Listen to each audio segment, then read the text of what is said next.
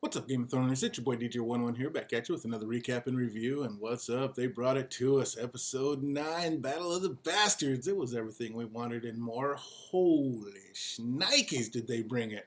For everybody that was so upset last week, oh, did they do it? Did they bring it back? Did they bring you back? Are you happy now? Wah! Man, that may be one of the best episodes ever of Game of Thrones. I mean, literally the best one ever. Holy man. Why even talk about it? Let's just get into it. This week literally starts out with a bang, and we can tell it's been a while since Little T's been in a battle. He's hella gun shy. He winces every time a bomb hits, while Dany just stands there like nothing's going on. She really has turned into a true conqueror. Tyrion tries to explain how good things are going, but Dany just wants to burn them all! Should we begin? Do we have a plan? Burn them all! Tyrion reminds her about her father and how sometimes a more reasonable response is a better way to go. He really is good for her and seems to have finally found his place in the world. Tyrion gives Dany a quick history lesson about her father and thus letting us in on the fact that he actually did know the true story of the Kingslayer. I'd like to suggest an alternate approach. Dany and Tyrion parley with the Masters, and I'm just waiting for Dany to give the word to Grey Worm and company to open their throats. But not so fast. First, Dany wants them to witness her wrath. She summons Dragon, and the beast comes to her with fire in his eyes, ready to light shit up. She wastes no time jumping on and heading out to set the sea ablaze. The Masters all stay in their small clothes as they watch their plans turn to ash and bone. How sick was it when Rhaegal and Viserion blew a hole in the side of that wall and took flight to join their brother? Finally, after a full year's wait, we get to see all three dragons in flight, tearing shit up. When my dragons are grown, we will lay waste to armies and burn cities to the ground. Next we see the Sons of the Harpy back at it again, slaying the citizens of Meereen. And what's that off in the distance I hear? Could it be a horde of 100,000 screaming Dothraki? Oh, you know it is, and who's leading the charge? Daario Naharis. This is the second time he's battled and killed Harpies. I'm telling you, for the umpteenth time, Daario's a warrior, not a schemer. Varys is the Harpy. I can't believe in a show like this, people think Varys showing up and leaving while Dany was away is just a coincidence. I don't know about you, but I was yelling Dracarys at the TV before Dany even said it. Such a great scene and start. We're only 6 minutes into the episode. Back to the platform and our three slave masters. Grey Worm drops a quick two-liner to their guards, and all of them quickly drop their spears and run away. He definitely speaks their language. This leaves the masters to fend for themselves. Time for Little T to have some fun. He gives them the bad news. It's time for one of them to die. Choose. The way Grey Worm walked over, calm, cool, and collected, was so smooth. Just looking the chosen man in the eye as the man falls to his knees begging. Hey, weren't you just the one talking about selling them right back into slavery? Where's all that moxie from earlier? And what's that smell? On his knees, begging for his life, all in one motion, Grey Worm pulls out his dagger and swipes over the man's head, thus slitting the throats of his two former allies. Grey Worm doesn't even bother wiping off his blade before sheathing it again. A stone-cold killer, and when he adjusts his shirt back into place, all while staring at the man on his knees, it was also perfectly ruthless. Tell your people what happened here. In the north, the meeting was tight. Listening to Jon and Ramsay banter back and forth was perfect, both trying to get under the other one's skin. And when did Jon Snow turn into John Wayne? Well, young fella, if you're looking for trouble, I'll accommodate you. Ramsay keeps calling Jon Bastard, bastard, bastard.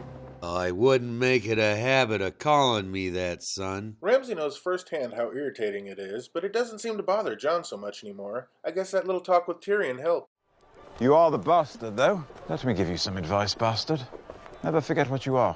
Wear it like armor, and it can never be used to hurt you. Ramsay says the people in the north talk about Jon like he's the greatest swordsman that ever lived. They're not trying to insinuate that Jon's the sword of the morning, are they? Maybe you are that good, maybe not.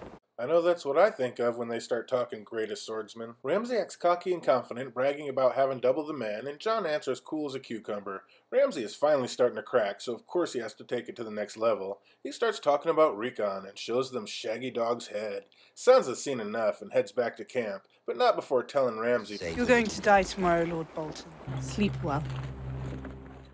Back at base camp, and Jon doesn't think Ramsay's very smart. If he was, he'd wait him out behind the walls of Winterfell. Davos says he can't. He knows the North is watching. I thought they were remembering. Tormund's not worried about the men. He's worried about the horses. Stannis' mount cut through him like piss through snow. Jon tries to explain they've dug trenches and have them a double envelopment, a pincer move. Tormund looks at him like he's speaking Japanese. They won't be able to hit us from the side. Ah, good. You're not clever like you Southerners. Once alone, Sansa decides to start in on Jon. I'll give her that. At least she waited till they were alone. You've known him for the span of a single conversation. Did it ever cross your mind to ask to involve me? Me? I don't know. I don't know anything. I don't know anything I about... loved it when Jon finally jumped up and snapped. Sansa actually took a step back. He's fought wildlings and White Walkers of insurmountable odds and came out on top. He's not that worried about a Ramsay Bolton. And Sansa just had to get in that "you're a bastard" line. All he's doing for her and Rickon, and she just can't wait to remind him that he's still a bastard at every possible chance. I do wonder why Jon is so hell-bent on fighting right away. I know he's a little concerned about the weather, but he really does need more men. I guess he just felt this was the most they were likely to get, and he wanted to get it on before what he had started thinking twice. Sansa pleads with him, just don't do what he wants you to do. Aye, that's good advice. Jon vows to always protect her, and she just spits it back in his face. No one can protect me. No one can protect anyone. God, I hate this character. But wait a minute, half the things said on the show have double meanings. No one can protect me? No one can protect anyone? Let's take a walkabout with Davos and Tormund. Another great scene between these two. So different and yet so similar. In very simple terms, Tormund breaks down that his was a much better king than Stannis. Mance never tortured anyone or listened to any red witch, and Davos sees the truth in that. Happy shitting. Jon goes to see Melisandre and asks not to be brought back if he happens to fall. She's like, nope, I'm totally gonna try. Melisandre looks distraught and solemn, sitting alone in her tent. I wonder if she's seen her death in the flames. Davos continues on his walkabout, and we all know where he's gonna end up. What we don't know is what he's gonna do about it. Back to Meereen, and Theon and Yara are there. Wow, they really did take the fast ships. Tyrion, of course, puts Theon through the ringer. Theon admits he's done bad things, with Yara charming in that he's paid for him. To Tyrion, it doesn't seem so. He's still alive. Oh, Tyrion, if you only knew. Give me death over that any day. I was loving Yara's cocky answers, and so was Dany. If she stays alive, I see these two becoming fast friends and BFFs. Or is that what turning Yara gay was all about? I mean, Dany did have a little girl-on-girl action in the books. Is this D&D giving a nod to that? Regardless, great writing overall. The dialogue scenes are just as fun as the action. Now, let's get back to the north and get into the main event. Oh yeah, I've been waiting all week for this. Let's see how all that money got spent. Right out of the gate, we get an epic shot of the two armies with one standing tall in the front of Jon's. Man, all I'm thinking is that is a big target for all those spears and bowmen. Jon marches his horse to the front, and Ramsay does as well, only Ramsay's pulling something on a rope with him. Aw, it's poor little Rickon. Seems like Game of Thrones Nation has given him a 0% chance at survival this episode, and things are not looking up for the little guy. Ramsay parades him out in front of everybody, then holds up his family's Valyrian steel dagger that he killed his father with. All think he's about to execute Rickon when, lo and behold, he cuts him loose. Do you like games, little man? Now, I know it's a show, and things need to happen in a certain way to progress the storyline, but if you were running from a psychopath, would you just run in a straight line? Dip and move, Rickon, dip and move! Nope, of course, just when Ramsay misses a fourth time and you actually think he just may make it, stick an arrow right through the heart. Damn, Ramsay looks like he could give Anguy a run for his money with a bow. Oh, Jon, if you were ever gonna listen to Sansa, now's the time. Listen to me, please. He wants you to make a mistake. Don't do what he wants you to do. If not Sansa, hear Davos' voice. It's crucial that we let them charge at us. They've got the numbers. We need the patience. Again, nope. Ramsay's plan works and Jon rushes in on a suicide mission. What ensues from here can only be described as nothing less than some of the most beautiful and amazing footage ever shot for TV. I'm sure we'll hear this about 1,000 times this week, but this fight really was filmed better than most movies. Holy shit, when Jon's horse got shot up and went down throwing him, and he stands up to see thousands of horses charging him and Jaw's long claw, what a boss. He was just gonna stand there and take them all on, and just when he's about to swing, booyaka! Jon's cavalry arrives and just in time, shit just got real. Oh my god, they are getting it! Then Tormund screams out a battle cry with one giving one even louder right behind him. Don't think I didn't jump out of my chair and give one of my own. Waking up the neighbors, son. I was so freaking pumped by then, I don't think I actually sat down for more than 7 minutes this whole episode. Go! Go! Follow your commander!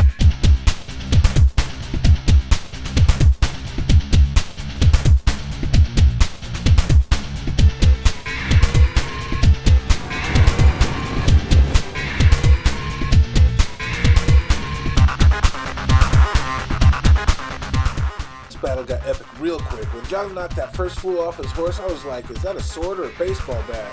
We saw right away as he sliced the next dude near him too, and I guess the next lesson is never stop to say good job in the middle of a battle. Ramsey was not afraid to darken the sky with arrows. That was just nuts. Be careful out there, 1-1, you are a massive target. For everybody out there that was saying they wanted carnage and massive bodies piling up, they sure as hell got it, and then some.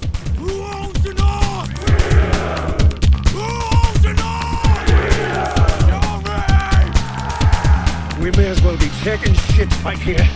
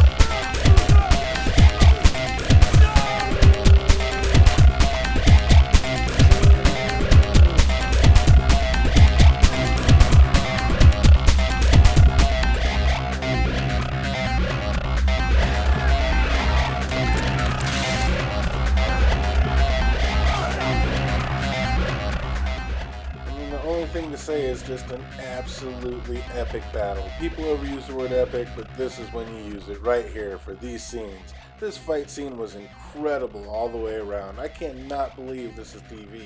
My favorite scene of the battle had to be when Tormund saved Jon, helped him up, and then you see the half-body riding by on a horse, only then to see 1-1 knock said horse back across the field. I mean, just everything about this was just mind-blowing. Man, I swear, when Jon was being trampled and gasping for air, I found myself breathing hard. In the Tormund Small Jon fight, that was so gnarly. I didn't even realize he bit, what was that, his ear or just a chunk out of his neck? All the blood spewing out. Then of course we hear the horn. There was no twist, pretty straightforward like most thought would happen. The Knights of the Vale show up. Hey, better late than never. I couldn't believe how smug and satisfied Sansa was with herself. Yeah, you got an army. Now if only you weren't such a dipshit to turn them away in the first place. How many lives could have been saved? Jon's down there half dead with 1-1 stuck up like a motherfucking pincushion, and she wants to sit on her horse smiling like she did something? Yeah, you did something. Wasted countless lives, maybe even your brothers, just to throw a hissy fit? Did I mention I hate this character? I am loving this episode. We're 51 minutes in and 1-1 is still standing strong. A little shut up with arrows, but doing okay. But even with all those arrows in, who's right by Jon's side as he takes off running after Ramsay? You already know, my man 1-1 is still holding it down. 1-1 Jon and Tormund head towards Winterfell, chasing Ramsay down by foot. But damn it, Jon, why are you always in such a hurry? You have this fresh army that just showed up, and you run your 3 best warriors alone to the castle? Grab a fresh horse and 1,000 men to head up with you. Maybe then we could avoid any more travesties. The castle is barred shut, and for a heartbeat, Ramsay thinks he's safe. That is until he hears the thumping at the door. We all know how well doors hold out against giants. That was so gruesome when 1-1 punched through the gate and that guard threw a spear through his hand and he just ripped it up through it. When my man finally did make it through that gate, he was in rough shape. Too many arrows, too many spears. When Ramsay put that final arrow through 1-1's eye, I wanted to jump through the TV and Ramsay. But after watching it a second time, I almost think it was a mercy killing. 1-1 was in bad shape. I'm not sure once the adrenaline wore off how well he would have fared. He had so many wounds, but still, fuck you, Ramsay. I'm glad Jon didn't finish him off, because I wasn't feeling it. I wanted worse, much worse. Down come the Bolton banners, replaced with the proper wolf banners, and once again we have a Stark in Winterfell. I liked how right in front of Sansa he tells his men he wants his brother buried next to his father in the crypts. Jon, where is he?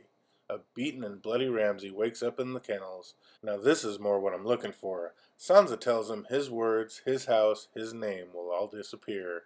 And why isn't Rains of Castamere playing in the background? Ramsay says his hounds will never harm him, but Sansa reminds him they haven't eaten in days. Bon appetit, you fucking monster. Sansa walks away with another satisfied grin, and maybe the greatest villain of our time is no more. Well, they did it again. The bastards killed another beloved character. One wig, one dar one. You will be missed. By the end of this, will anybody have a favorite character left?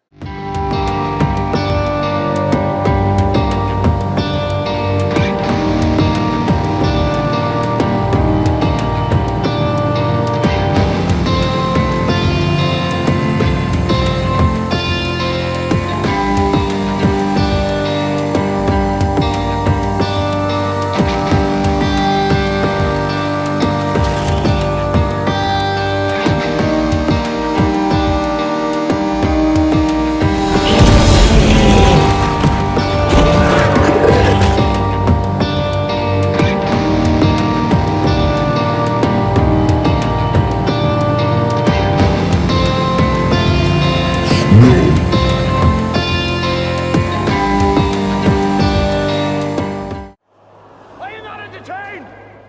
Are you not entertained? Is this not why you are here? So there was the Bastard Bowl. Absolutely unbelievable episode from start to finish. I mean, wow. Unbelievable. And of course, like so many of you called, they killed off one bastards, another blah. Unbelievable. What are you going to do? CGI, dragons are 1-1. I guess they picked the dragons. They sure as hell ain't picking dire wolves, just killing them. Where the hell is Ghost? Where the hell is Ghost? I don't even know. I'm tired. I've been doing this for about, I don't know, 24 hours now. Just pop this open. So I hope you guys enjoyed it. And if you did, go ahead and thumbs up it. If you want, go ahead and subscribe. Because even though we only got one more episode left, I'm going to keep the videos coming. I read all the books. I'm still reading the books again over and over. And we're going to figure this thing out. I'm telling you. Let's do it together. So be part of, subscribe. And until next time, game on.